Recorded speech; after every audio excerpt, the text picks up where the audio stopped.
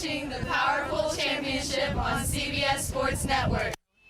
Throw in the circle for the Fury. So she'll throw to Taylor Parker today. Brown, McSwain, Connor Hardy around the infield, and it's McLean, Lewis, and Adele out in the outfield. There's pitch one of the championship game. It's ball one to Game Time's leadoff batter, Kristen Prieto.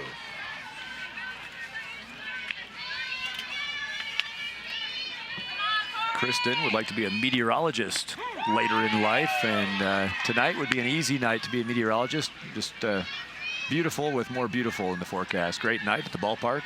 Light breeze blowing. It's not like that Chicago humidity or that Florida heat humidity. It's just Colorado. Good place to be right now. Ground ball handled. Foot almost popped on the bag. Good job of stretching out for the receive on the throw by Caroline Hardy, who secures it on the throw from Scarlett McSwain. Shortstop to first base, one out.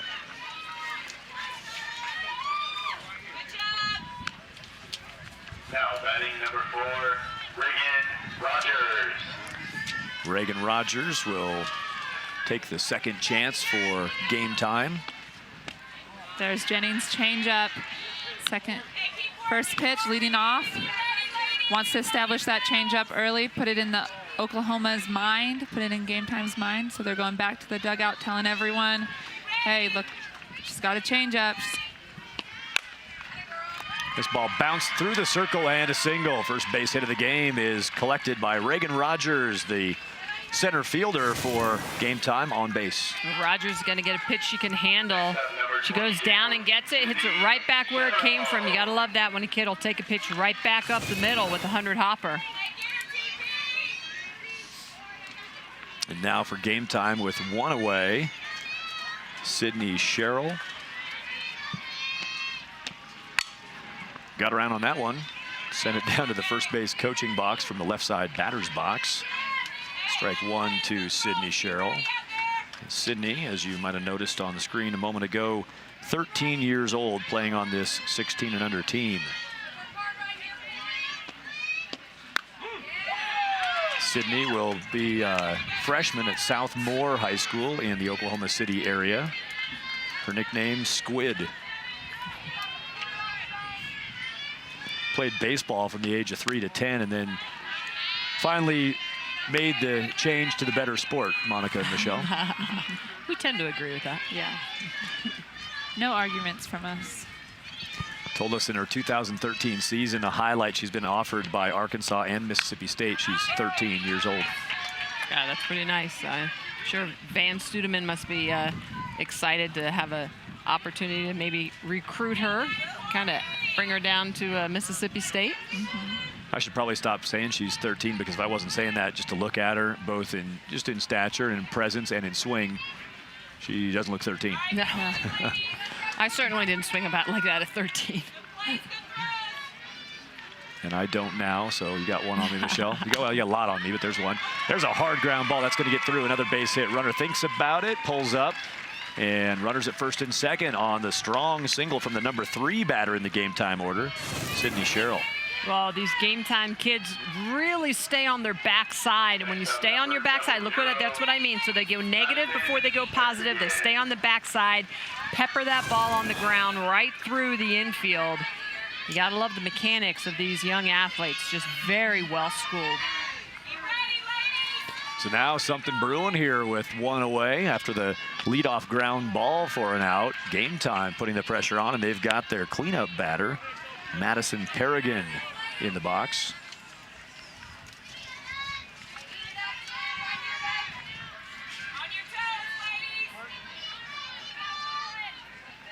Madison has enjoyed traveling the country this year as part of her Game Time Stars team. She's a 2016 high school grad, 15 years of age.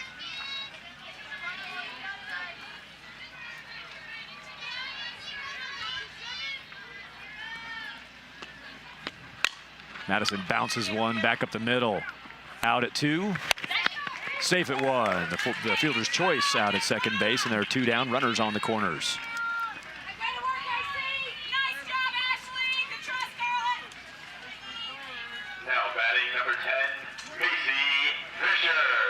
For the Tennessee Fury defense, Ashley Connor fielded that and flipped it to Scarlett McSwain for the force out at 2. Macy Fisher with the chance to tally the run, waiting down at third base, hoping to come across the plate. Reagan Rogers. Macy Fisher, second baseman for Game Time Stars, is batting in the number 5 spot. That pitch moves in. I'd say, I'm trying to pick a word here, violence in the motion would maybe be how I'd describe this. Very active motion, very, sort of attack motion here. Yeah, definitely explosive, kind of drives off the rubber, really finishes strong at the end. A little bit of extra movement, but you know what it works for is the lefty's thrown well. That's Corey Jennings for the Fury. No lack of effort, and pitches that strike with a little string on it, 43 miles per hour. Yeah, so she's throwing her changeup in the low 40s for hard stuff up towards 60. It's a great mix.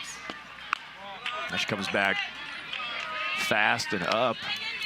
Fisher will stay off that, 55 miles per hour. So not blowing the radar gun away, but a 12-mile-per-hour difference pitch to pitch. It's a good mile-per-hour difference on your changeup. In general, you want it to be 10 to 15 miles per hour slower, and there it works. Bounced out in front of the box, out number 3, and Game Time goes down in the top of the first. Tennessee Fury due up. The Fury, they're hoping to get to Caroline Hardy, the cleanup batter here in this bottom of the first inning. For Game Time in the circle and ready to get this thing rolling. Caitlin Bingham, her first pitch. Bingham likes to throw a fastball, screwball, changeup, and a drop ball. Screwball typically her best pitch. Favorite athlete, Jenny Finch. Not a bad pick there. Not a bad pick at all. I think there's a couple of others out there that pick Jenny Finch as their favorite athlete. I think I've seen a lot of Jenny Finches on these forms we have them fill out. Bingham started at 58 miles per hour and then stepped it up to 60 miles per hour on ball 2.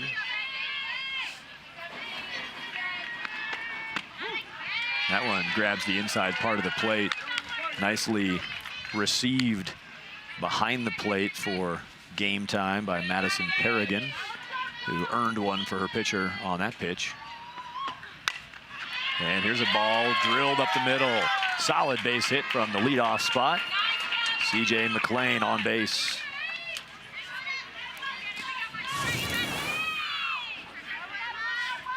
C.J. McLean's going to get a pitch on the outside corner and just lets that again get deep over the plate and drives it, hits it where it's pitched. You gotta love that. I have to tell you, the thing I think I'm most impressed about in these tournaments is how well these young hitters are hitting the outside pitch. Yeah, and going with that, go ahead and taking it to opposite field, letting the ball get deep, keeping your power there, not trying to pull it to third base. Ball slapped to third and the play made. 1 out on the put out at first. There is the defense for the Game Time Stars. They've got 1 down and they'll work through this bottom of the first. Cheryl Rogers and Marwitz working the outfield. And you see your infield, your battery. We'll talk more about all of them as we find our way through the first and second innings. Get you introduced to the players on the field. That was Mariah Avey with the play over at third base. Avey is good on the defense. The throw to Abby Warren at first base.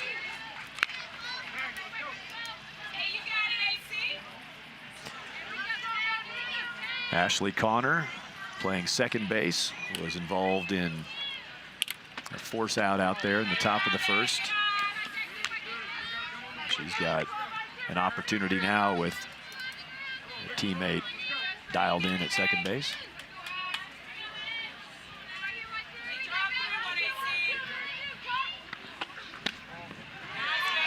Pitch stays inside. A little encouragement from behind the plate. Madison Perrigan talking right away early on here to Caitlin Bingham. Gotta love that about a catcher. Not too demonstrative, not making a big deal of it, but right away just knows her pitcher well enough, and a couple of words of encouragement, I'm sure. Love the mask too, check that out. Yeah.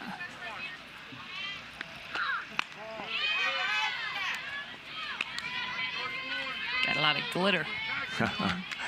She's sporting the shut equipment. Shut part of the show here at Fireworks and Sparkler.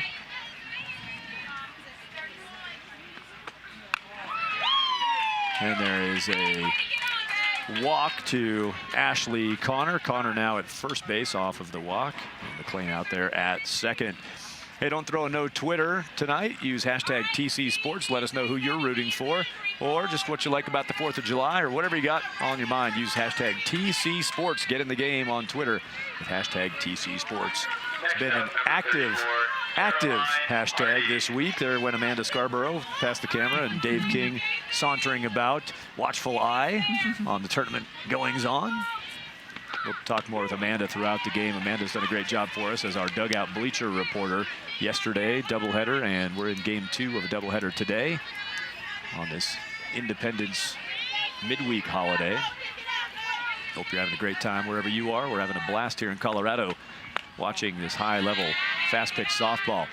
In the box right now, Caroline Hardy playing first base. Caroline, we've seen a lot of these Fury players on television before. Last year, they played in a televised game right here at Roller Sports Park on CBS Sports Network and picked up a win, and then went on to win the Sparkler Tournament throughout the course of the week. This ball gets underneath the catcher, and runners will move up. So now second and third for the cleanup batter, Hardy. Now just to cap that thought off, this is not the end of the tournament either. These teams stay through the weekend. Those who stay alive in the brackets, they've still got a lot more ball to play. So they've been here since early in the week. Tuesday game starts for a lot of them. Wednesday games continue and the TV productions start. Thursday more TV, more games, and then Friday through the weekend still more tournament ball. There's still a lot of action left to be played here at Sparkler and Fireworks. Well, and that's the thing that's great about this tournament is that you get a lot of games, but there's also time for the teams to go out and do some stuff. Talked to a lot of teams that have gone rafting, gone to movies, dinners together. The Rockies game.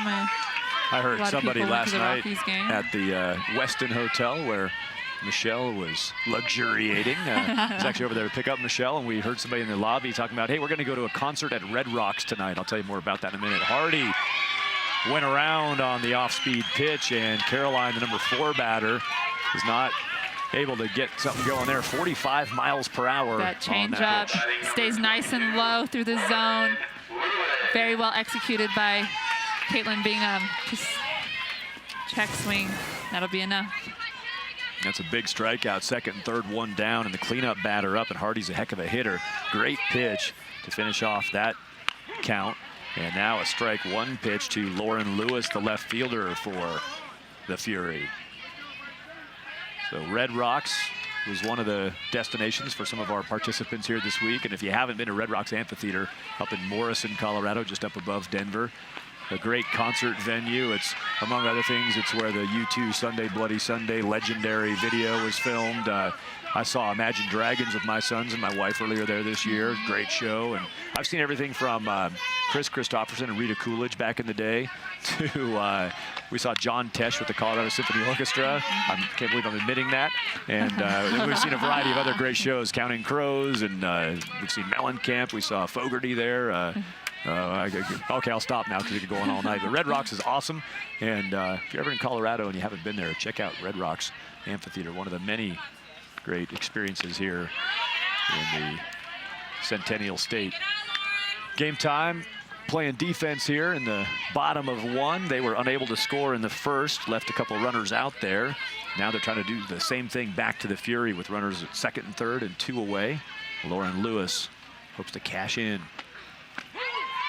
Good pitch sequencing, and it's Bingham fighting her way out of a little bit of a jam. Couple strikeouts to the 4 batter and the 5 batter, and Game Time gets off the field successfully using that change of speed. Another change.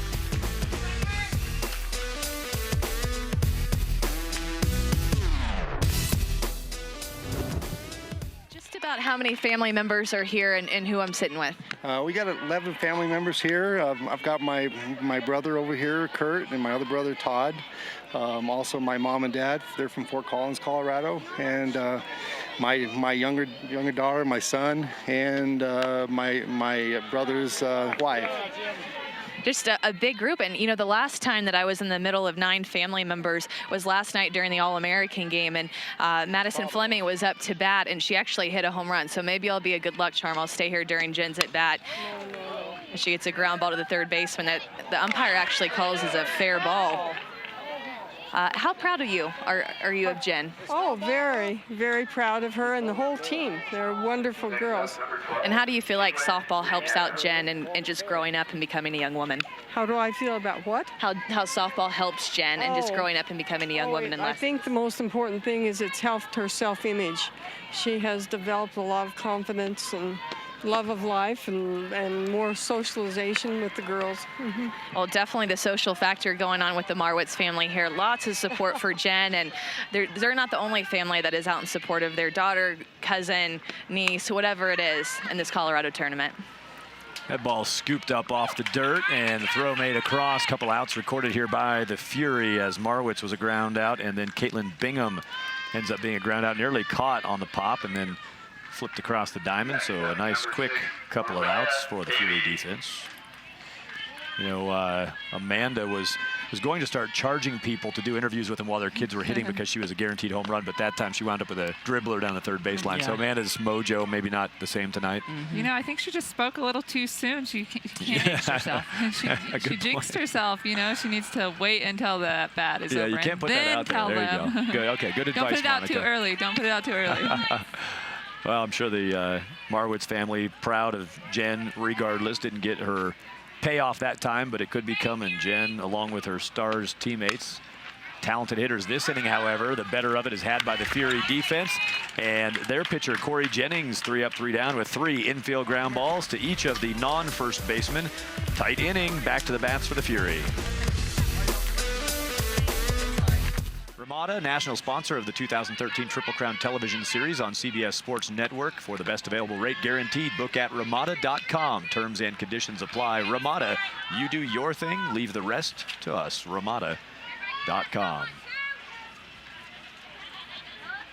1 ball in the count. And now 2-0 the count to the leadoff batter of the bottom of the second. Fury will take back to the bats with Scarlett McSwain, who recorded a put out or an assist, make it last half inning. And now she'll record a base hit. Well played in left field. That thing was moving quickly, and any bobble might have been a chance for 2, but still well earned first base by Scarlett McSwain. Hit it hard.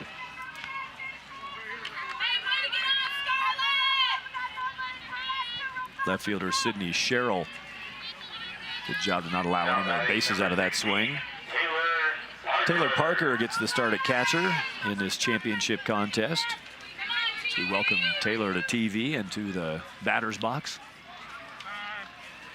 She'll call time. Reset.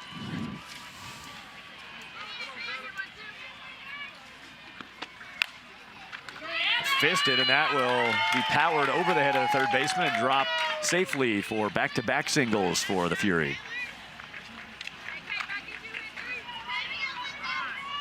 We gotta love the way that Tennessee is just taking their hacks at the ball, and she's fisted up on this one, but the key is that she finishes her swing. She doesn't give up on it. And because of that, she gets that ball to drop in between the infield and outfield, picks up a base hit, and you know, in the book, when you're scoring it, it looks like a screamer. The catcher gets on, and you can courtesy run for the catcher. So Precious Birdsong will run now for the catcher. That's Precious Birdsong there, 0-0 at first base. Let's check in with Amanda Scarborough. One of the main reasons for even holding this huge tournament in Colorado that's just grown so much is the importance of recruiting and getting seen by college coaches. And there's over 700 college coaches and colleges that are represented here at the tournament. The ones that you're looking at now that are written in are the pre-register, and the ones that were written in were just walk-ups. But all of these college coaches are here for one reason: to recruit the best talent for their team. And they're from all different levels from all across the country, D1, NAIA, junior colleges, you name it. Those colleges are being represented here, and we have to remember these players out on the field right now want to continue their softball experience to the next level, and this is such a great tournament and experience for them to get to try to do that. Yeah, with college coaches gathered around, center fielder Reagan Rogers showing the hustle from center field, covering second base on this bunt defense rotation. And all kinds of great movement out there from the Gametime defense, the kinds of fundamentals, the kinds of approach to the game that are exactly what Amanda is referring to here. It's why coaches show up, because the teams that come here, especially in the fireworks, which is kind of the elite level, only 180 teams allowed in that thing. These teams that show up, they coach some ball, they play some ball. Coaches know they're going to see quality when they see this event. Yeah, and that's really what it's all about. That's why they come here. It's a large pool of athletes, and they can, their recruiting budgets, they can make the most of it. Yeah. They're trying to defend the bunt. Instead, it's 4 balls delivered and bases loaded. A little distraction, perhaps, sometimes when trying to defend the bunt and all the defensive motion, you kind of forget to throw the strikes. Trying a little don't bit. forget. Trying to do a little bit too much, maybe, but It's Devin Brown needs picking to up the settle walk. back down. Number 18, Hallie Williamson. With Brown down to first base, and Parker's courtesy runner Birdsong down to second. McSwain over to third. Ball knocked foul. Haley Williamson now batting. Verbal commitment to Tennessee Chattanooga. Half of her house is in the Central Time Zone and half in the Eastern Time Zone. So I guess, what I would do is when you have to for school, I would set my clock to Central. Which way would you do that? I'd miss school by an hour every day. We'll figure this out. That'd be challenging. I would set Eastern. my time. Well, if it's Eastern, it goes off at 8, but it's 7 in Central. And she didn't do the carry the one. Central. I'm confused. I couldn't live there. I will never buy their house. That's pretty cool, though. I'd never thought about that. Your house sitting on the timeline. Yeah. So, Wow. we'll have to ask her. Maybe she wears 2 watches. Who wears a watch anymore? Wonder what happens to her cell phone. Must be constantly. Signaling. Here we go on a wild pitch, and no chance at the plate. The first run of the game is scored by Scarlett McSwain, who singled, moved up on a single, and then a walk, and now the wild pitch brings her home. This pitch well out of the zone. No opportunity for Paragon, the catcher, to get up there and get it. Nice try by the battery to keep the run from scoring, but Tennessee Fury on the board first. Yeah, not deep backstops here, so always a chance if you get a kick off that fence, but did not get the kind of bounce that would help him out on that pitch. There's a strike to stay in this count. 3-2.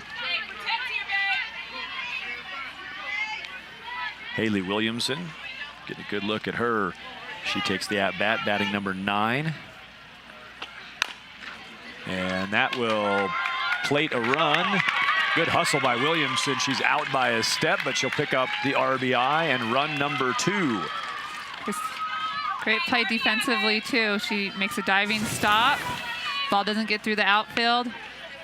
Dives for it right there. Great extension on that from her knees. Makes a great throw. Kristen Prito at shortstop, making a great throw from her knees over to Abby Warren at first base for the out. That was a heck of a stop. That ball hammered through the infield, bouncing, got some spin on it, I'm sure. And Kristen Prieto good enough to glove it and get up and make the throw to Abby Warren.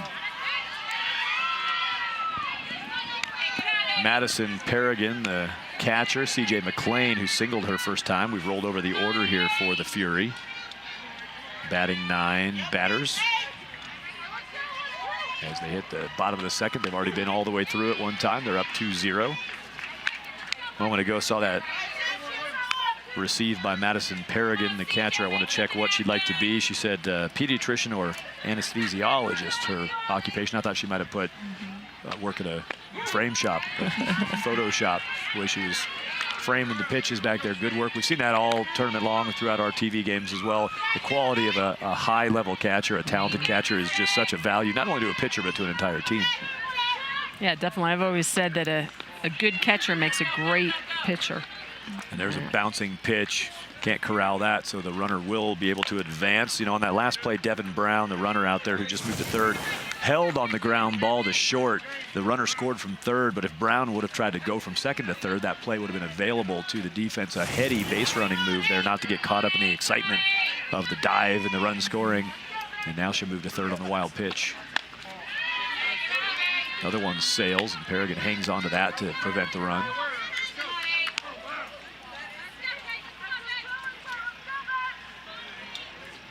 Two runners reached for the Fury in the first inning, but they were stranded at second and third. This time, however, they cash in with a couple of runs and a chance for another. And there is out number 2.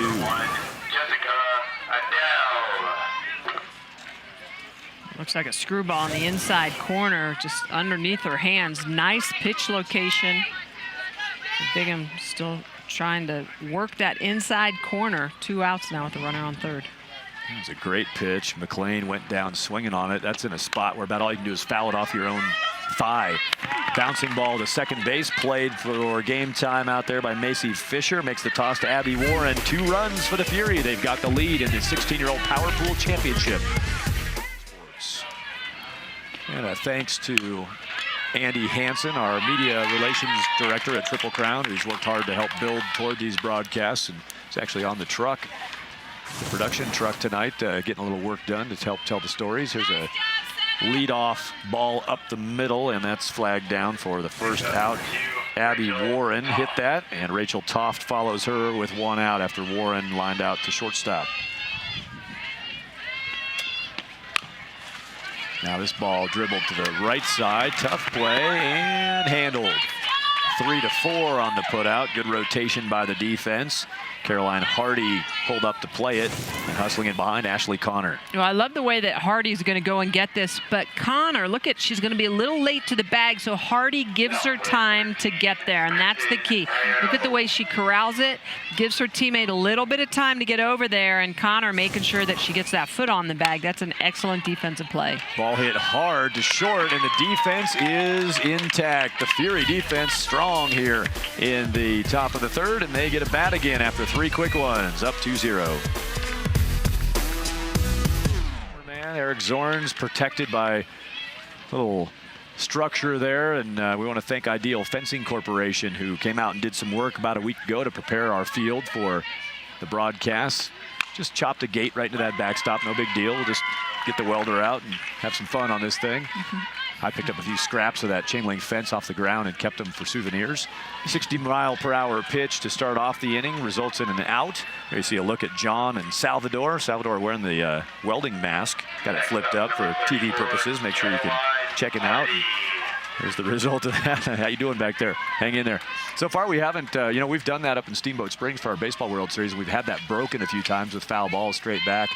So we're not out of the woods yet. Still a chance to bust that thing here in game 4 of 4 over 2 days on CBS Sports Network. Strike delivered. Ashley Connor was the first out of the inning, and now Caroline Hardy is in.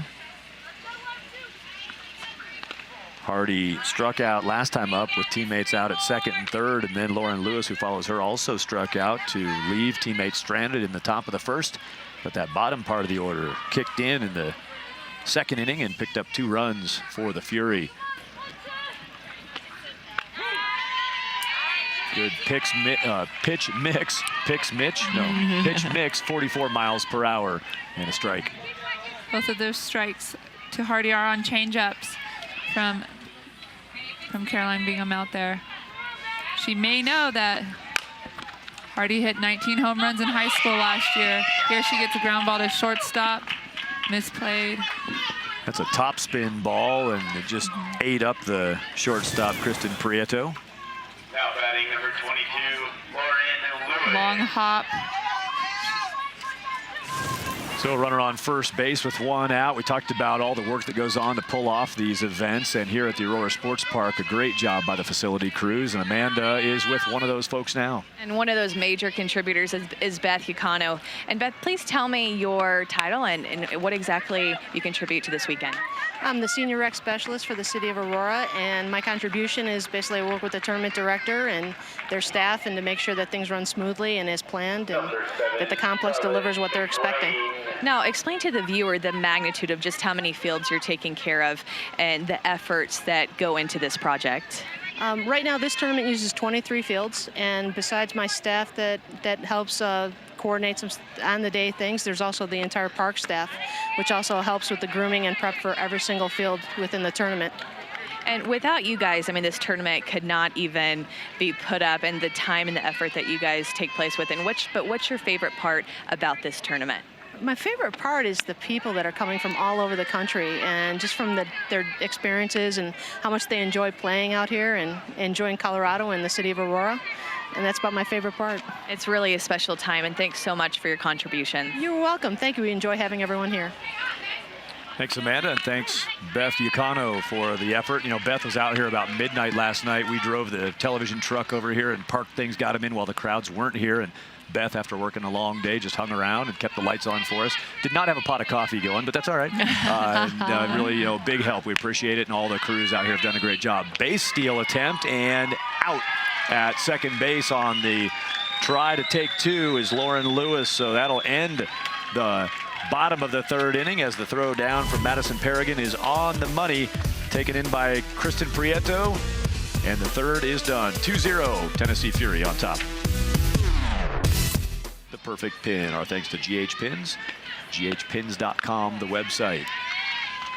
Brooke Wall and the whole family do a great job in delivering a nice commemorative product to these teams who love to trade those out around as they travel the ball fields of America.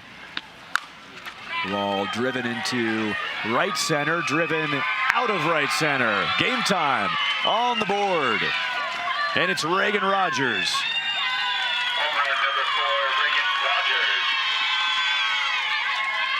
Reagan Rogers, when you look at her, she doesn't look like she's a power hitter hitting out of that number 2 spot. She looks more like she's a table setter, but she gets a pitch that is over the white part of the zone. Look at her load and extension. She keeps her hands short to the ball.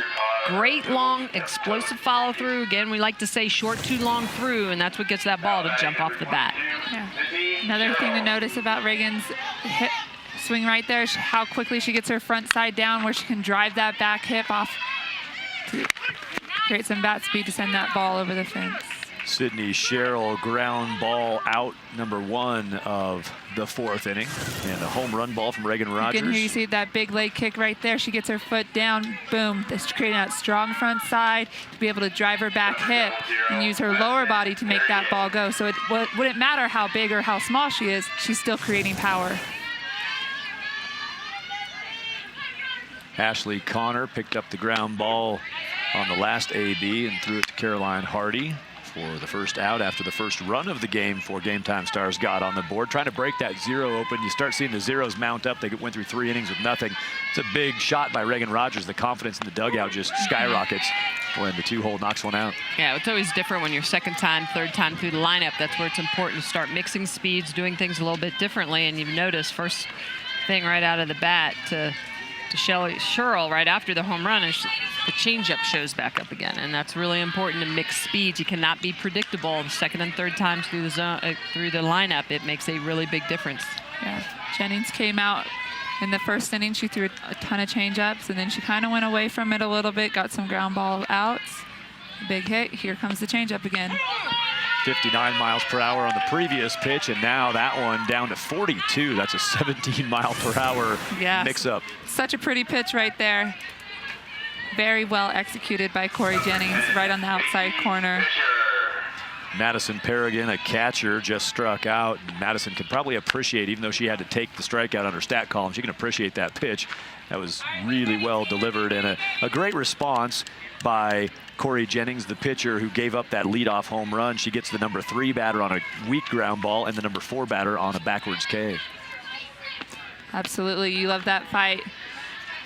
She kind of says, hey, my bad. I gave one up for you guys, but I got you. Here, I'm going to go after these batters. I'm still going to be aggressive. I'm still going to throw my game and give us a chance to win this ball game. Does it again. Locating that pitch nicely, the off speed. Dropping it right in the spot that she's looking for. Great control of that pitch.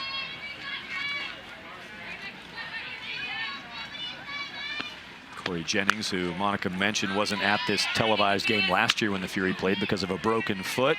She wanted to give a big shout out to their shortstop, JJ, who's at home because of hip surgery. Said, we love you and we miss you, said Corey. And the whole team mentioned that they want to send along their greetings to their injured teammate there. Among other things, and probably up at the top of the list, they're doing it for you tonight, hoping to pick up a win. Here's a look at that violent motion we talked about from Corey Jennings. You gotta love the way that she loads off the pitching rubber, explodes out. That changeup, she's gonna roll over, flip it out. Sells it just like all of her fast pitches, and that's the key to the changeup. That's what couldn't agree with you more, Michelle. She's so aggressive on those fast pitches, but then she's just as aggressive on the changeup, which is sometimes one of the most difficult things to do, is because it's the opposite. In order to throw a slow changeup, you have to be aggressive on it. And that's what makes it deceiving. That's what makes it great. Full count, 2 outs, top of 4, fouled away. You know, Corey Jennings, the pitcher for the Fury, number 27 right there. You just saw deliver that last pitch. Asking these players before the game today, they just had to win. They had to win 3 or get through 3 pool play games and then win 2 playoff games to get to this televised game. So we asked her, what's the best thing about your 2013 season? Just today, she said, playing in this game. This right here is the high point of her season so far. It's just cool to, you know, all the things that go on at this event, and all of a sudden that moment's created. We're going to jump on TV and play a little bit. She throws ball 4 here, and it keeps the inning rolling for game time. They have 1 inning or 1 run in the inning, and they'd like another. Macy Fisher picked up the walk, and Jennifer Marwitz, who I did want to mention we were talking about that bunt defense an inning ago with the center fielder coming in to cover second. I also noticed Marwitz from right field hustling in behind second to back up. It's the anticipation of a throw and being in line of where a ball would possibly fly. And I noticed Marwitz from right field really busting it on the D coverage. I wanted to tip my cap to her. We talked earlier to Amanda Scarborough, to her family, with 9 on hand, and last time when Amanda jinxed her, it was a ground out to third base. We'll see if it's a little different without the family having to conduct an interview during the AB. See if appreciate Amanda their time. Ends up back over there or not. Yep. Amanda's right. She told that story last night when she was interviewing a player's family. Maddie Fleming was the player, and she hit one out during the All-American game, and there's a walk, so a couple of walks now back-to-back after 2 outs were taken. So Marwitz fares a little better this time, Amanda, without you all up in her family.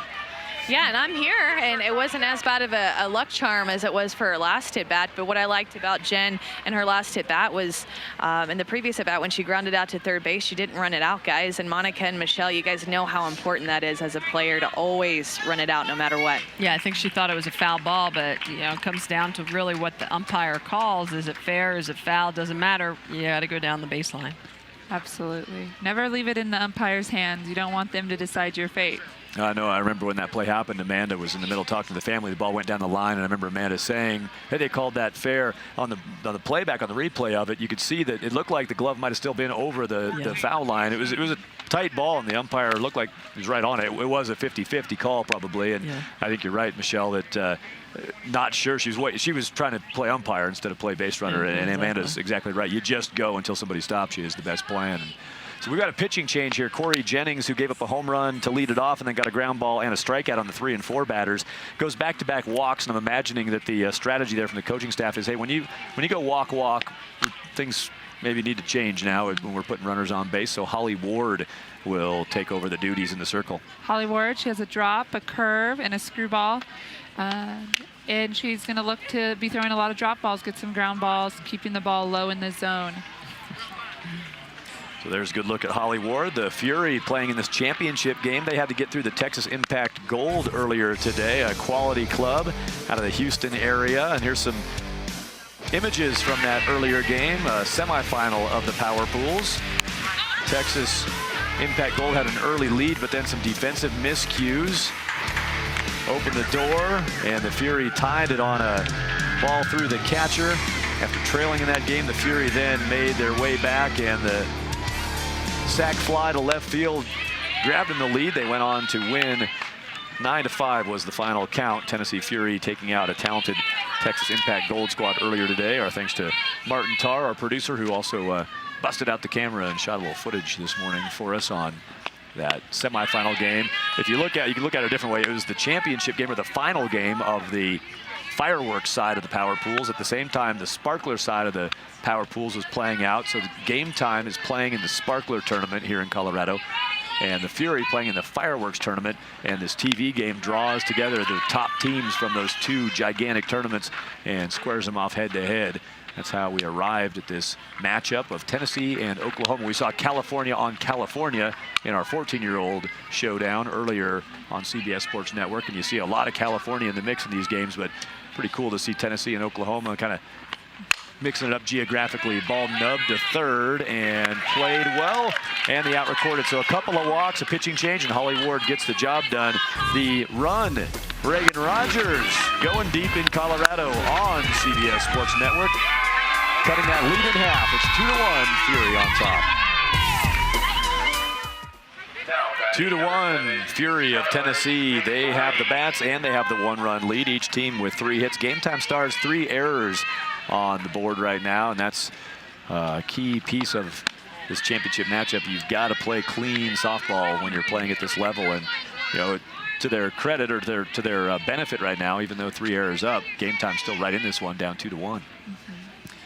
Scarlett McSwain singled back in the second inning, and she's been busy out at shortstop. Now, last inning, she did not get any out involvement in the previous defensive inning for the Fury, as there was a ground ball to second, a ground ball to third, and a strikeout. But every inning prior to that, she'd been involved in 1 or 2 of the outs. 5 of the first 9 outs had Scarlett McSwain somehow involved at the shortstop position, and she's been a key component of the defense for the Fury, and here she'd like to add to the offense. McSwain did score the first run of the game back in the second inning. She led off back in that second. She was batting last inning when Lauren Lewis was cut down stealing. So McSwain returns to the plate to start off the bottom of the 4th. And she'll get on base with ball 4. Bingham carries on. It's Caitlin out in the circle. Started and continues for Gametime. And I need to mention, as Scarlett McSwain just took first base and we're talking about her, she required us to say shout out to JJ, the injured teammate who I talked about earlier, and a shout out to her mom. She wanted mom. Her dad, Greg, and her brother, Cody, are here in Colorado. 15-year-old brother, Cody. But mom, Heaven, is not in Colorado, so hello to you. Fair ball, and we've got runners in motion for the Fury. That ball will get past the fence, and that will mean runners have to hold up. So it would have scored McSwain, but she's going to have to return to third base as the ball got down the line and past the home run fence. And that's actually a really fortunate thing for Gametime, because I think if this ball would have stayed in the park, if that fence would be extended, nice swing, great rotation, hands extended. But this ball, you can see it lands fair, but then it scooches past the fence. If that fence would be extended, I think there's a good chance that's a triple and scores a run. So granted, it scores the run anyway, but the key is that, it doesn't score the run because there's no one on base, but it would have put her at third base.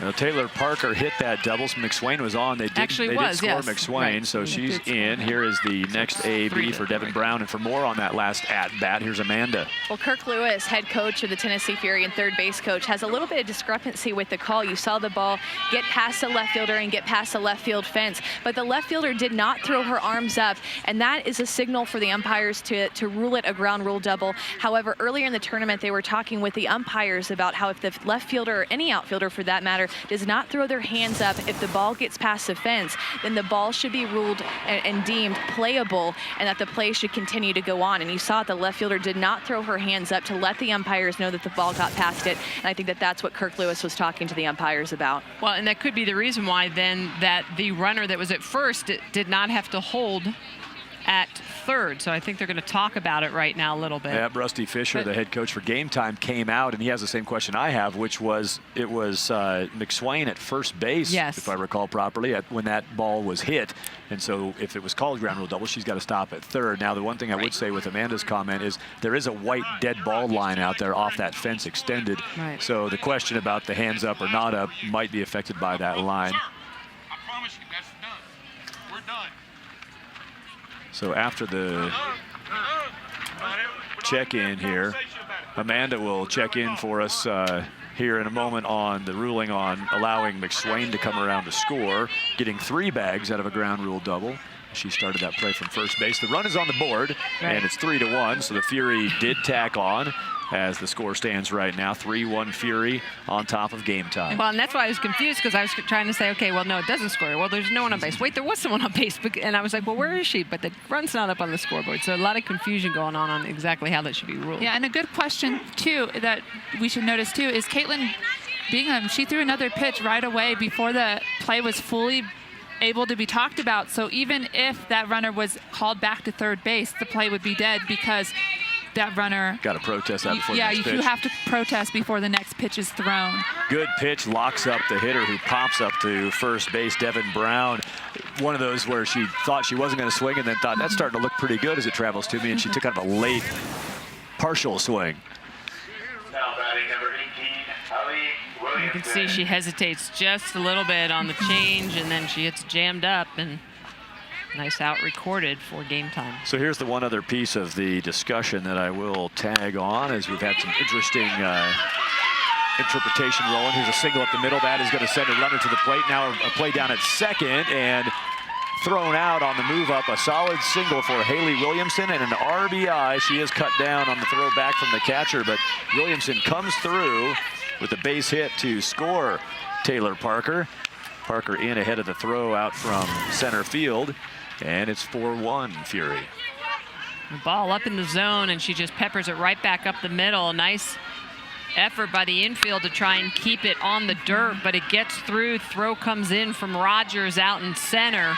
But I love the way that the catcher, Peregram, is going to go after the hitter, gets the out. Very important as she tries to advance to second.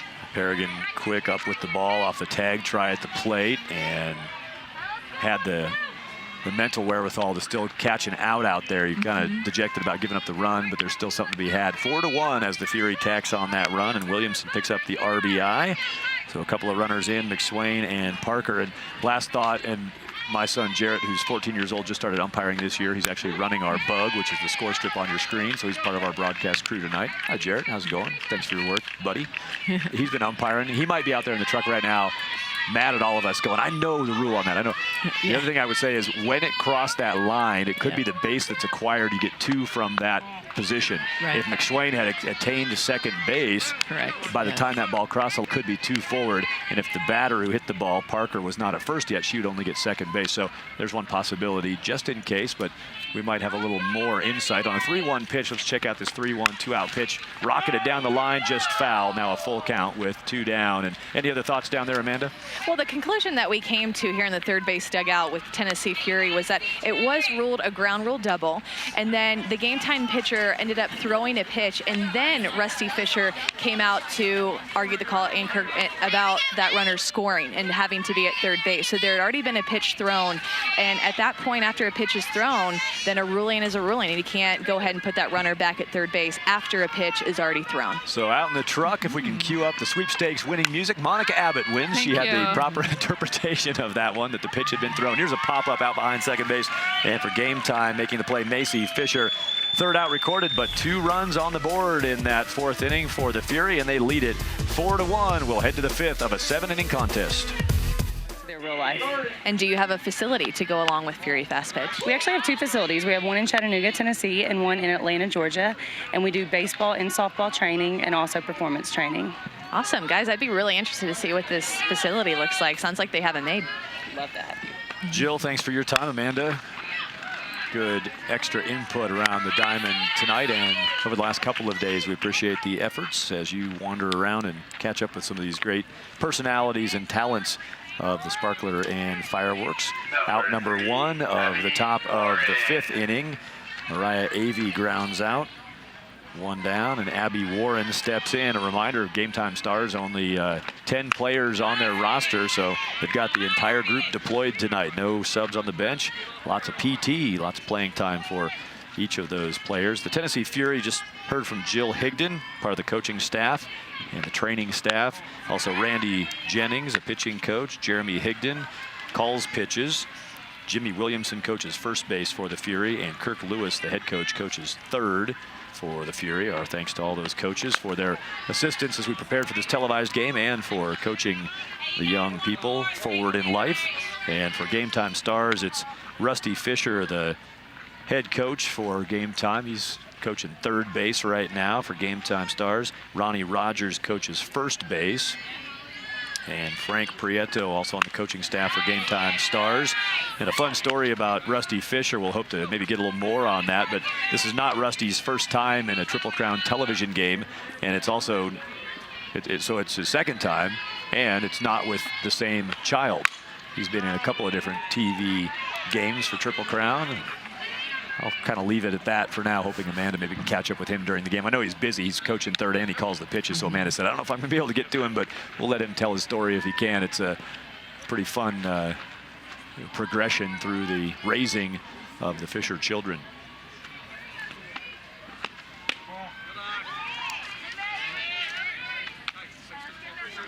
Abby Warren looking at a full count with one down, nobody on. I love on their team recruitment page, this ball is jammed into the middle of the infield, and there she is again, busy on defense tonight. Scarlett McSwain grabs the pop-up. Scarlett McSwain, nice drop step. Catches the ball behind second base. So last inning, that fourth inning, was the only time that McSwain was not involved in an out. Otherwise, she was involved in 2 of the outs in the first inning, 1 in the second inning, 2 in the third inning, and now she's getting back into it here. And had a shot at that one, but this is a base hit. Rachel Toft, the extra hitter in the starting lineup tonight, picks up a single. She's the number 10 batter in the 10-batter order. Grounded out her first time, singles here. Toft is going to get a screwball, and she just, again, finishes her swing. Great effort out there by McSwain. She almost gets up enough to get some leather on that, but I love the way that Toft does not give up on that. A lot of times when you know you're going to be jammed up, it's so easy to give up on the swing. She doesn't. She finishes through and puts that ball out on the green. As the game time offensive chance continues, they get back to the top of their order. Kristen Prieto, the shortstop for Game Time Stars, in the batter's box. Couple of ground outs to her counterpart, McSwain, tonight at shortstop. And finish off what I was saying about the recruiting sheet for Game Time Stars. You know, most of these clubs, when they come to these events, they have something to hand out to coaches just to give them a feel for the players. I love that, and a lot of, I think several teams do this, but I love how Game Time did this. On their recruiting sheet, they have QR codes for every player. So you can snap that with your phone and jump to a web page that tells you more about the player. The way that the exposure of these athletes has evolved over the years is pretty amazing. And obviously using technology to your advantage doesn't hurt. Absolutely. Yeah, absolutely. The days of having to get the addresses, send the VHS tape, and all that's over. Coaches used to have piles and piles of VHS tapes that were thrown in. Now it's all YouTube and all databases. Watch my YouTube video. You know, maybe that'd be a good way to get noticed, to send an old VHS tape. Yeah. It would stand out now. Yeah, because the coach would probably have to go find a neighbor who has a VHS, a VCR. Pull the tape out and hold it in front of the light and see if they can see what was on it. There's a ball for pitch, and Game Time not going down quietly in this top of the 5th inning after 2 quick outs, the single and the walk, and something going for the number 2 batter. And Reagan Rogers capable of doing damage.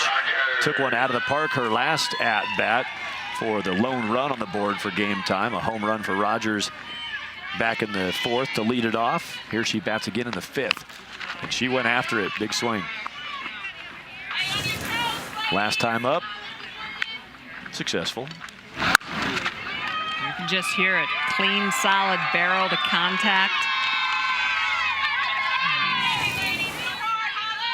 Yeah, you love these young kids. You could tell they were watching the Oklahoma Sooners. That's kind of what the Sooners did this year. They would fly in, and part of that came from Patty Gasso asking her team, why are you guys so serious on the field and your jokesters in the airport? She's like, I want you to play and be relaxed on the field like you are in the airport. Hits another one hard, but this one a laser right at the center fielder. A well-hit ball, but it's C.J. McLean with the glove to end the top of the 5th. And the damage averted. Fury up by 3. The many long-time partners of the fireworks. And the sparkler also has a wide variety of partners involved. And thanks to all those who help make this production the production it is.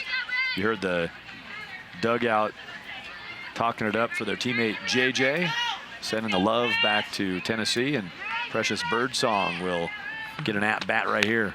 Ran earlier in the game as a courtesy. Now she'll hit. You can see why they put her in to run. She got down the line. She got a great turnover. Love her name. Precious Birdsong. You don't forget that. You don't need your own QR code and your name's Precious Birdsong. a little bit different than Michelle Smith. The most generic of generic to extremely unique. 1-1 pitch. Now it's 2-1. Precious has made a verbal commitment to MTSU, Middle Tennessee State. And hey, she told us, the question was best thing about your 2013 fast pitch season, and Precious said, I have yet to hit a home run. She put down the best thing about her season. I don't know if she has something against that. Maybe it's because you don't get to run fast when you do that, and she wants to show off that speed. Yeah. But wouldn't it be cool if she just did it right now? Yeah. How about in the park? There you go. That would showcase her talents nicely. There's ball 4, and Precious might think about taking 2 on it. She'll pull up at 1.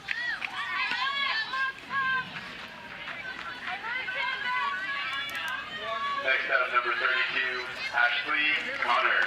Precious said the favorite sports moment in her experience, playing on TV on the 4th of July. Congratulations on that opportunity, Precious. Who, by the way, goes by Presh. If you're in tight with her, you can just call her Presh, is my understanding. So I don't think she wants me calling her Presh yet, because I don't know her that well. But Michelle and Monica, I'm sure you'd be welcome to call her Presh. Now she runs, and she's safe. Birdsong steals second base. She batted for Jessica Adele, did Birdsong, and the walk and the stolen base. Now a chance for the 3, 4, 5 batters with nobody out. Ashley Connor, the number 3 batter, currently in there. Hardy and Lewis in the 4 and 5 slots due up next.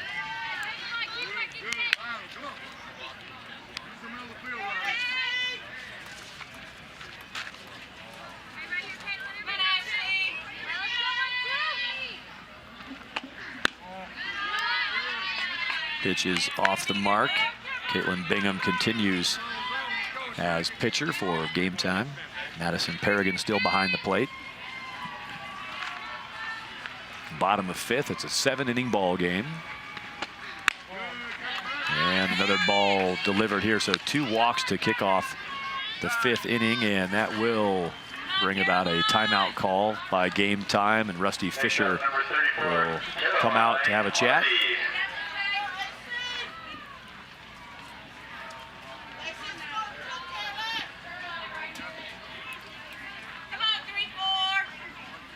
So as Rusty Fisher checks on his pitcher, we'll check in with our dugout bleacher reporter, Amanda. Rusty Fisher listed that one unique fact about this team is their never die attitude. And you guys, whenever there's outs left, that means that there's time left and that you can come back at any moment. And they're going to have to rely on that attitude to make this comeback. With the conversation completed, Rusty Fisher confident in his pitcher. Caitlin Bingham facing a jam now with nobody out and runners on first and second. A lot of speed out there with Birdsong at second base. Ashley Connor behind her at first. So Birdsong, if anything on a single, is a good chance that Birdsong is going to get around to the dish. Currently a 3-run lead for the Fury. Of course, Caroline Hardy very capable of letting the runners trot around the bases. Got a lot of options here offensively.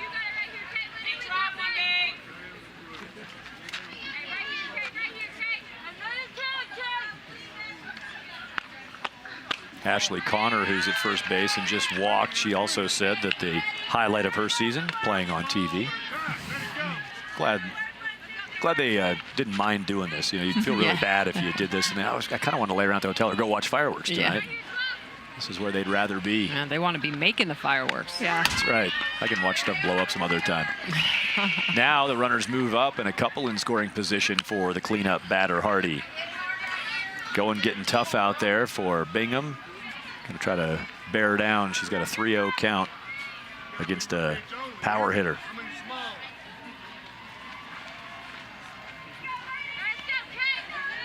Probably nothing too sweet here. First base is open.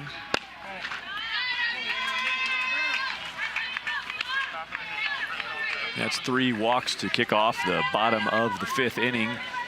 Fury batters have loaded up the bases. Lauren Lewis, the left fielder for Tennessee Fury, with a big opportunity in this at-bat, her third of the game.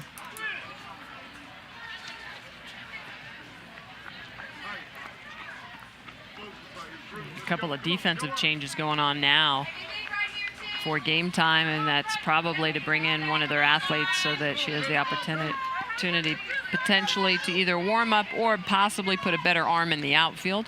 So Rachel Toth, the extra hitter, checked into left field, and Sydney Sherrill stepped up to third base. Bases full of Fury. Caroline Hardy, who's at first base, said her cool thing, unique thing about her, she had a home run in the television game last year. And here's a laser through the left side. One run has scored, and that'll be all as Connor is held up at third base, but Birdsong crosses the plate, and the Fury add on. Now 5-1 the lead.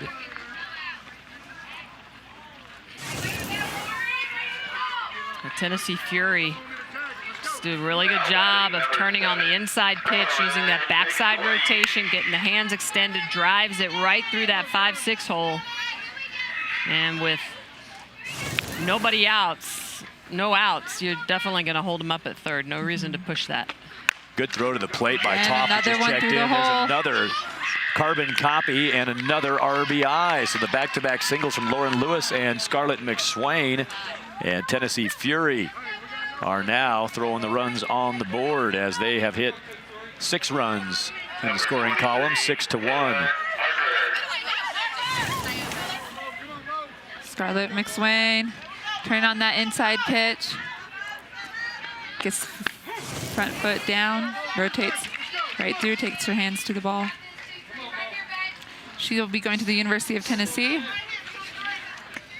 Oh, that makes Monica Abbott happy. It makes Monica Abbott very happy. Morgan Harris Vols, baby. is batting here. Morgan has checked into the contest to get an AB. So we welcome Morgan into the box. And with the score now 6-1 in the bottom of the 5th, the run rule is 8 after 5. So 3 more if these runners on base come around. The Fury would close it out in a lightning strike. They were up 4-1 to start this inning, and 3 walks to lead it off, then single. So 5 batters have come up, and all 5 have reached 1 bag at a time. This ball chopped towards second and bobbled, and that will let everybody reach safely. Another run on the board as Morgan Harris hit it hard out to second base.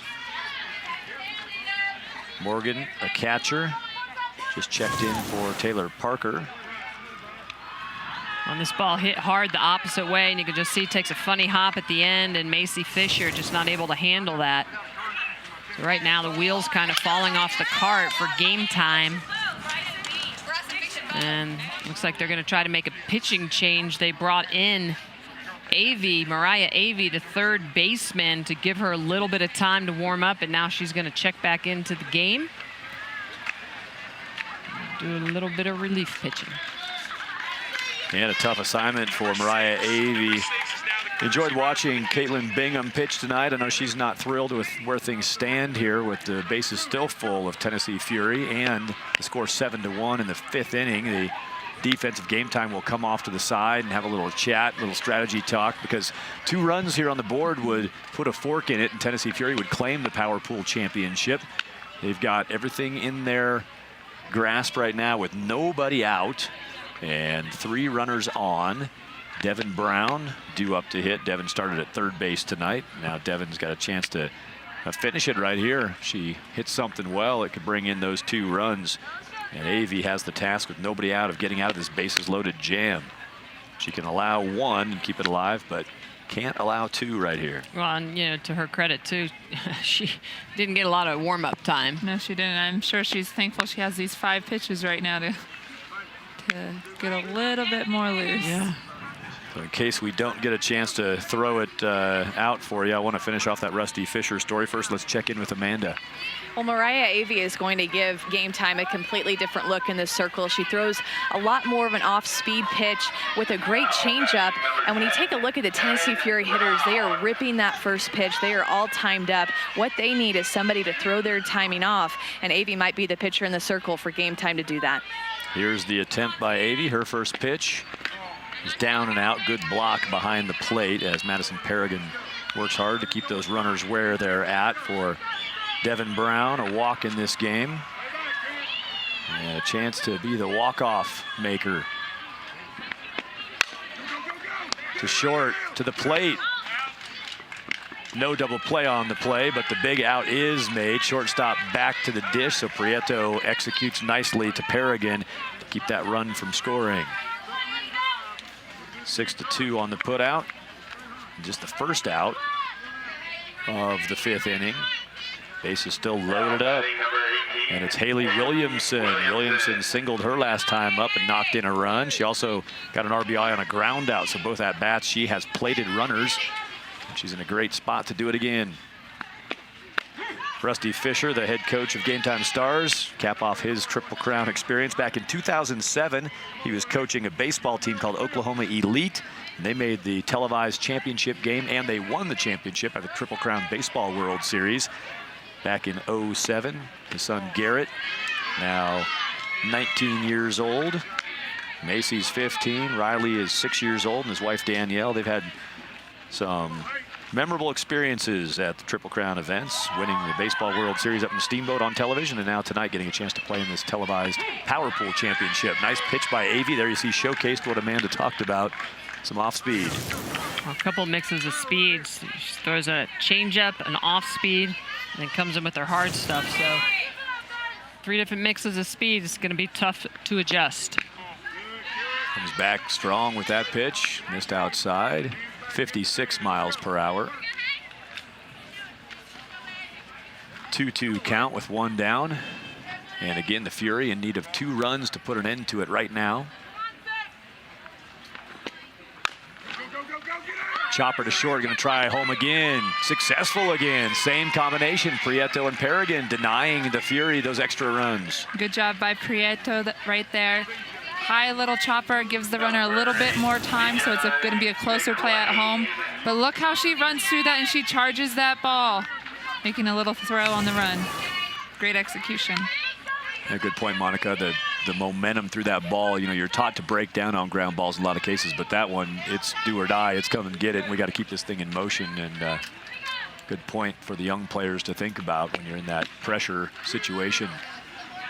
One of the things I love about, I've coached baseball and been around baseball longer than fast pitching. What I love when I watch a great club practice is the speed and the precision of practice in the fast pitch game. It's unbelievable how the ball gets moved around those short bases.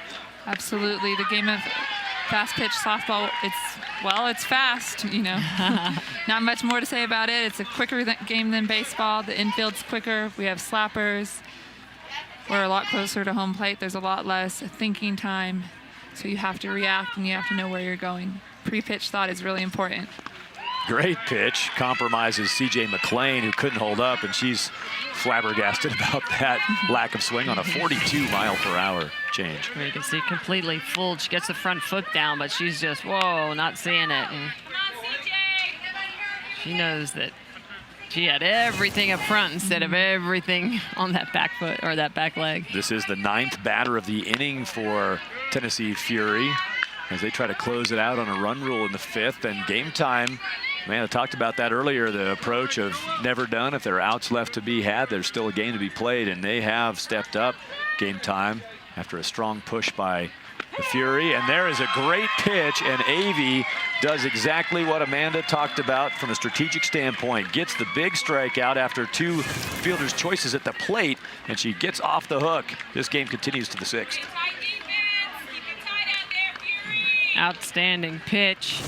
And Avey just in a pressure situation bears down and keeps the game alive for the Gametime. 7-1 after 5 innings of play. We go to the 6th. It's scheduled for 7 tonight, and we'll join back with Amanda Scarborough. Well, I'm here with Gametime head coach Rusty Fisher, who has quite a memorable moment. In fact, it's his favorite sports moment that he listed. And what was that moment? Oh, it was got the chance to coach in this same game in the baseball, up at Triple Crown for my son in 2007, and they came from losers bracket and won the national championship in the TV game. And then now it makes it more special now that I'm able to coach my daughter in the same game, so it's a pretty neat deal. And what do you feel like is the biggest difference between coaching your son and your daughter, baseball versus softball? Oh, really, there's not too much difference. The intensity's the same for the girls, it's just as like it is the boys, and that's what I love about it. At first, I was a little worried. I was thinking, oh, well, you know, I've never really been around the softball game too much. And then when I took over and started coaching this team, I was really surprised by the level of intensity the girls bring. All right, thanks so much, Coach. Good luck the rest of the way. Thank you. And watch him walk. He's not walking back to his dugout. He's walking to the third base coaching box, thanks to Rusty Fisher for taking a second with Amanda. He was just calling pitches to try to fight off the hook and avoid the run rule. And then he stands up, conducts a nice composed interview with some friendly comments, and then he's going to break it on down here and take over third base. He's looking for a couple of runs out of his Gametime stars for Gametime tonight out of Oklahoma. Just one run on the board. It was a leadoff home run in the 4th inning by Reagan Rogers. Took one out of the park. The number 2 batter in the order did. And other than that, no other business over there rounding runners around third base. So Rusty's going to try it again here. And he's got nice part of the order up, 3, 4, 5 to the plate. Last inning it was Reagan Rogers who hit the home run. She hit a laser to center field with teammates on base, 2 teammates out there, and well played defensively out in center by C.J. McClain. That denied a couple of runs. Right, here we go with 3, 4, 5. Sydney Sherrill, Madison Perrigan, and Macy Fisher. The big bats in the order due up. A great chance here for the Oklahoma base squad to dig back into this game. That ball is popped out to second base. Ashley Connor grabs it and one away. Holly Ward doing a great job coming in and pitching in relief for her teammate Corey Jennings, and Ward just continuing to shut down Gametime, inducing quite a few pop-ups.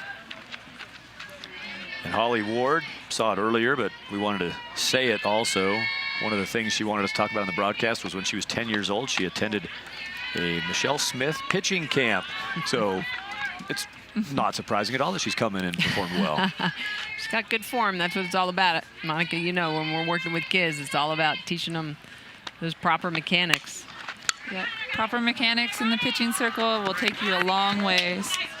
Holly gets a ground out there. Her favorite sports moment was pitching on TV last year at this tournament on CBS Sports Network, and she gets to do it in back-to-back years. Also won state for 2 years in a row with her team, so she's had a whole variety of cool stuff happen. Has Holly Ward, who, again, if you guys want to throw down nicknames with her later, Hollywood is the nickname. Nice, I like it. That's a true pitcher's nickname. That's good. What are you trying to say about pitchers? Pitcher Holly, Michelle Smith. Holly's out of pitchers. Holly's out of Haleyville, Alabama. Plays for the Tennessee Fury. Hey, you know what I like to say? They draw a circle around us for a reason. It's a halo, I like to call it. Holly also told us, we asked any other standout athletes in your family, and she said, well, according to my brother, Kobe, he thinks he's a standout athlete, so she wanted us to mention Kobe, that he's a stud. Hey, Holly gets a nice sharp inning again, and no damage done. The 6-run advantage stays on the board. Another chance to close it out for the Fury in the bottom of the 6th. Check out all the great things going on this summer. Mentioned before, still some more television in front of us this summer in Sparks, Nevada, part of the Reno metro area, with more fast pitch softball on CBS Sports Network, and some baseball coming from Richmond, Virginia, and Steamboat Springs, Colorado. Check out cbssportsnetwork.com or triplecrownsports.com for more information on those televised events. Precious Birdsong, who led off last inning and walked, stole a base, came around to score. One of 3 runs that crossed the plate. She'll lead off again. Always love that as a coach when you lead off the same batter in back-to-back innings. It means you are going deep through your order. And Birdsong, a great one to have leading off. All that speed, just a typical type of kid that you want on base for everybody else. And as a pitcher, you want off base. Yeah, exactly. As a defense, you want off base. I was going to say, because it does. It gets that defense moving and puts a lot of pressure on them. And you saw there on your screen, Thad Anderson, that's me, and I have the honor, the pleasure, the giddy moment to hang out with Michelle Smith and Monica Abbott and Amanda Scarborough. Thanks to all of you for your efforts. It's been work. It's been long days the last couple of days, but I haven't gotten the sense that any of us felt too hard worked out here. I think we mostly felt privileged to watch these players play. Yeah, absolutely. And there's been food in the dugout, which is, I mean, in the press box here, so it's always been great. Yeah. And producer Martin Tarr also mentions in my ear that we've been blessed with great weather, which is true. Birdsong hammers that to short, and with her speed, it was hit too hard. She out-hit her speed, and a good play at short by Prieto for the first out. We have had fantastic weather, as Marty Tarr, producer, mentioned. Thanks to our whole crew. Here's a replay look as our crew keeps working hard for you. You gotta love the way Prieto goes down and gets that ball. Knows she doesn't have a lot of time and guns it over half a step to get Birdsong out. Talked earlier about the shortstop play of Scarlett McSwain and how many outs she'd been involved in. Well, now we flip it over, and Kristen Prieto has been a huge piece of the defense here. She had 2 ground balls last inning that really were on the edge balls, where if those runs scored, we're about run ruled out, and Prieto made 2 fielders' choices to home, making great throws to the plate. And there she fields a very tough ball. So I want to make sure we go both directions. The shortstop play both sides of the ball. Impressive tonight. Amanda, what do you have out there in the bleachers? I think that what makes Prieto so good at shortstop is the fact that she slows down. The ball comes to her, and she doesn't panic. She doesn't try to rush. She takes her time to field it, make sure her nose is on the ball, and that, you know what, that she has the ball in her glove first before she actually tries to make a play. But overall, me down here being on the field, I am impressed by the shortstop for Game Time, coming up big with some defensive plays. Kristen just made my all-bow team. With that bow, great shot of the hair bow. She's on my all-bow team now. We've seen some good ones out here, Independence Day style. That almost looks like a firework going off in the backside. Good job, Kristen. Well played tonight. Impressed with what you're doing. Maybe it's her Independence Day bow. You know, I want to credit Kristen for another thing. She's grounded out to shortstop twice, which means if she's going to get out, she's letting her counterpart showcase her skills. Let the shortstops play a little bit. Ashley Connor in the box. Walked last inning and scored. And again, on that off-speed stuff, she hits that off the cup at the top of the bat. 38 miles per hour. So we've talked about this before, Michelle. Scientifically, the slowest a ball can travel and not just roll up there isn't much slower than 38 miles per hour. Not a whole lot slower, that's for sure. And otherwise, you got to have a pretty high arc on it. Well, even the gravity drop at the end of that arc would probably make it go more than 38. But exactly. That's a heck of a speed change. Now down to, ooh, she's going to test science. Now down to 37 miles per hour. She's actually slowing her down.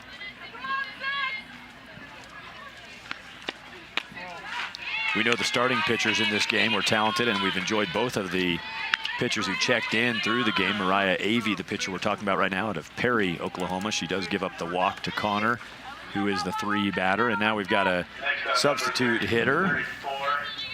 So instead of Caroline Hardy, who's been batting in the number 4 spot, she will step aside. And it's Bryson Hunt who will take the at-bat right here. You know, Bryson, now this could be pretty awesome. If Bryson, let's just say Bryson hits one out, that'd be a walk-off run rule. So not a bad time to check into the game with opportunity on the plate. Not bad at all. Just mention a few of those Oklahoma towns that these players from Game Time reside in. And there's Avey giving a little tip of the cap to her catcher, Harrigan, for dropping and blocking that ball. Good work by Avey to acknowledge the work of her catcher. Bryson Hunt, there you see some information about her. Another Middle Tennessee State reference, a lot of those as we've watched this game unfold. Bunt try goes foul. Talking about these different Oklahoma cities that these players are from. There's another look at that foul bunt.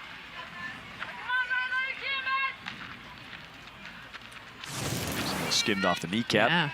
Of course, in the box there, so that would just be a foul ball in that case. That off-speed did hit her. Well, that thing floated up there and got a piece of the batter. Bryson Hunt, 41 miles per hour on the change.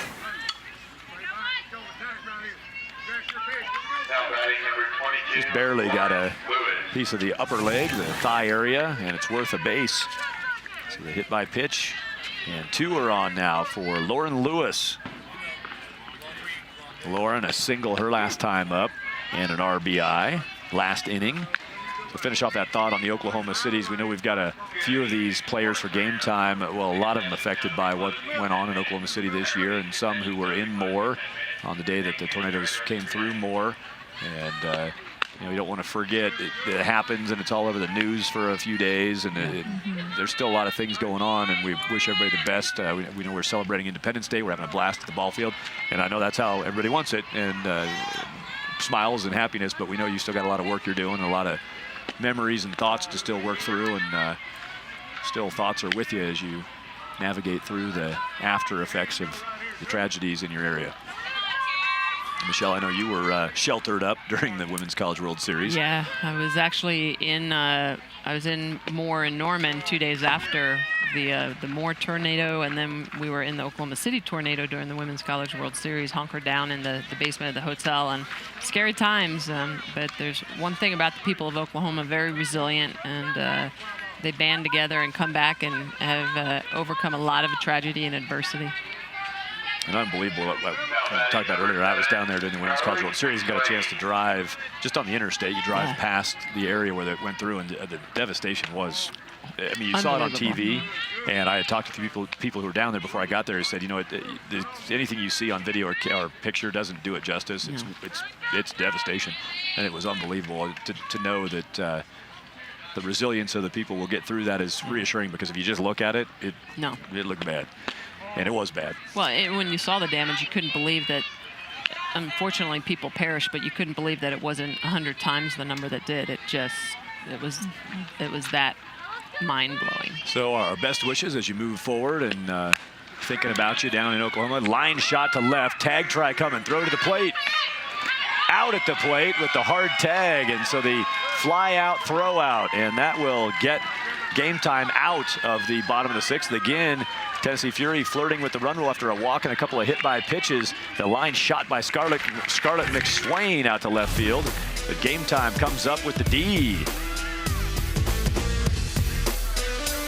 Out at the plate on the tag by Paragon. Right now we're on the ball field with Gametime Stars of Oklahoma and Tennessee Fury. Top of the seventh. This is last bats for Gametime. Down by 6. They need a bunch. They want to acknowledge, we were making sure because we didn't know if a change had taken place out in left field. It had not. Rachel Toft checked in a few innings ago, and it was Rachel who made that rocket throw to the plate as Marwitz bats here in the top of the seventh and pops one up out to left field, and the first out of the seventh is recorded. Lauren Lewis makes the catch. So Rachel Toft cut down the runner at the plate. Toft, who would like to be a kindergarten teacher when she grows up, but for now she runs the 400 in track, and she throws BBs from left field to the plate. Getting down to the last shots here. Caitlin Bingham now has the bat with 1 out, and her team in need of 6 runs right here. Credit to Gametime. They were on the ropes back in the 5th inning. They have extended this to a full game, which looked, I'd say, fairly unlikely as of a couple innings ago. They were in a bases-loaded jam with nobody out and 2 runs away from the run rule, and they got a couple of ground balls on the infield to throw runners out the plate and then a strikeout. And they've managed to at least get 7 turns at bat.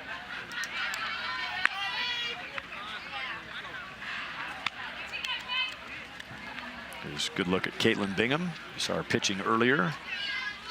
And you see her hit. A couple of ground balls so far in this game, and this one's on the ground, but this one's through. First base hit of the night for Bingham, who doesn't want this thing to end. That's kind of the way this Gametime team has played here this evening. As you mentioned, Thad, they just had their backs up against the wall. They buckle down. They don't let the game end via the run rule, and here they are in the the top of the 7th inning, and even though they're down by 6 runs, they're not taking anything for granted. They're plugging away. They're taking their hacks. That's what you want to see out of your team as a head coach. You want to never give up, continue to fight until the last pitch is thrown, until the last out is made.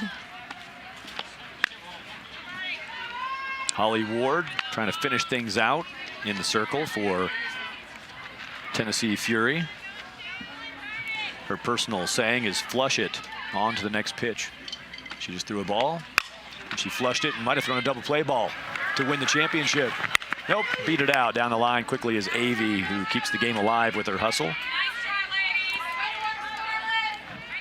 And Holly Ward, the pitcher, here's a look at that ground ball she just induced.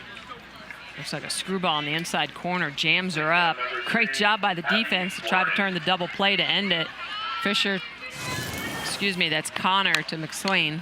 Now to third base, another ground ball, and that will do it as the third out goes in the books and the 7-1 final goes in the books. And last thought on Holly Ward, the pitcher, said her hobby, giving pitching lessons. So she continues the legacy of a couple of my, well, all of my partners here, Amanda and Michelle and Monica, who've done their share of teaching. And Holly getting started early, 17 years of age, already doing it. Did it on the diamond tonight, comboing up with her teammate Corey Jennings, who started this one, to give up 1 run to a potent Game Time lineup. And the Oklahoma-based Game Time Stars will finish up second in the power pool 16-year-old Sparkler Fireworks showdown. There you see Jennings, who pitched some solid innings to get us started, and then Ward finished it off. And congratulations to the Fury of Tennessee, who won a televised game last year in a power pool final. They repeat the feat back-to-back here as they pick up another win on CBS Sports Network with a 7-1 solid wire-to-wire win tonight over Game Time. Let's check in with Amanda. I'm here with Tennessee Fury shortstop Scarlett McSwain, who had a great game defensively and offensively. Really, what was going through your mind up at the plate today to have such a great approach? I just had to get my teammates in. I had to score them to win, and we played great today and just had to win, and we did awesome, and just getting them in, scoring, I just love this. I just love playing softball. That's amazing. That's such a great answer. How hard have you and your teammates worked to get to this point right here? Oh my gosh, so hard, so hard. We work so hard every day, and we're just so dedicated to this sport, and we love it so much. And what does it mean to get the W on national TV for a game like tonight? Oh, it's incredible, awesome, so amazing. Well, a pumped up Scarlett McSwain, who absolutely loves to play softball. Thank you for talking with me. Oh, you're welcome. Thank you. Scarlett played great defense, also went 2 for 3 tonight and lined out sharply in her only out of her opportunities tonight. An RBI and 2 runs scored, and the fireworks starting in the background as we prepare to close things down. So a fitting end as the tributes begin on Independence Day. And we've got just a little more for you from Colorado, and I'm going to do this, put the pressure on Michelle and Monica and put the enjoyment in the viewers' minds. I guarantee you morsels of brilliance from Michelle and Monica when we wrap it up from Aurora next. Well, that was fun. Tennessee Fury caps off our 4 games of televised activity on CBS Sports Network over the last couple of days, and they win it 7-1 in the 16 and under Power Pool Championship as the Fireworks and Sparkler tournaments clash. And the Fireworks get the bragging rights with the Fury representing that side of the tournament. Game Time from the Sparkler side. Another solid game, a lot of talent on the field tonight as we wrap it up from Aurora, Colorado on the 4th of July. Fireworks bursting overhead, and we've seen some great things over these last 2 days of broadcast. Thank you for being with us on CBS Sports Network. Well, as we send it out, Monica, this game we just saw tonight, just like we've been seeing all the last couple of days here, Tennessee Fury and Game Time from Oklahoma, a lot of talent. Yeah, definitely. A lot of talent on the softball field tonight. Tennessee Fury and the Oklahoma Game Time both went out there. They swung the bats well. They competed. Tennessee Fury got the job done and eventually the win. Now they've won both Sparkler and the Fireworks the past 2 years, so they'll be the team to beat for all of you watching. And we've seen, well, tonight in this game, we saw 4 different pitchers, and we got a chance to see a nice variety of pitching talent. A lot of fun to see that. And Monica, before we close things out tonight, thank you again for your contributions here this week. Thank you. Thanks for having me.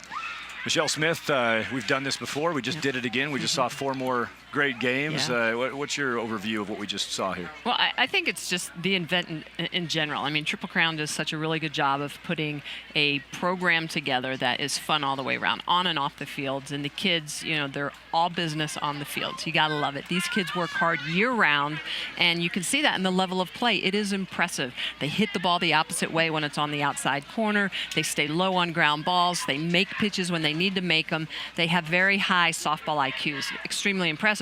But then they're also having a great time. It is a family atmosphere, and you have to love that. It's always one of my favorite events to come to, and then you cap it off with over 700 college coaches here, and it's something to be seen. So it's an outstanding event all the way around, and I'm always honored to be a part of it. And we talk about the fun. As soon as that game ended, both teams were out in the outfield flopping around, laughing, rolling around, having a blast being kids again. And same thing to you, Michelle. Thank you again for your time and for being here with us this week. And Amanda Scarborough, who's sitting right down over there, just kind of hanging out, waiting for us to get done so we can all knuck it up and high-five it up. Amanda, great job. her first shot, as I understand it. She's done a lot of booth analysis, but man, she's got it down on that dugout bleacher reporting. Amanda brought a lot to us, and we appreciate that. Amanda Scarborough, thanks for your time as well. Well, that'll wrap it up from Colorado Sparkler Fireworks, the annual event. The Firecrackers won our 18-year-old game last night, and then Team California wins the All-American game. The OC Batbusters win the 14s TV game, and it's Tennessee Fury winning this one here tonight, 7-1 over Gametime of Oklahoma. For Michelle Smith, Monica Abbott, Amanda Scarborough, and our entire crew, thanks to all of you, crew, I'm Thad Anderson. For score, highlights, features, and more, go to CBSSports.com. Sparkler Fireworks produced by Triple Crown in association with CBS Sports Network, the 24-hour home of CBS Sports.